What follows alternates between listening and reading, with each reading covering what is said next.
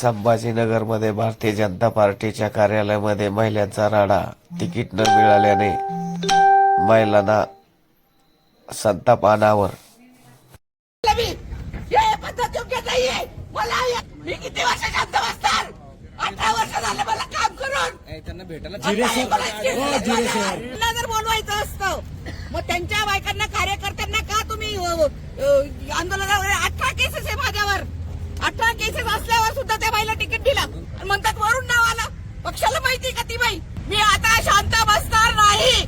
मला तिकीट पाहिजे. कुठल्याही परिस्थितीत मला तिकीट. गुच्चू बोलून त्यांना बी फॉर्म दिले जातात. ही कोणती पद्धत आहे वागायची?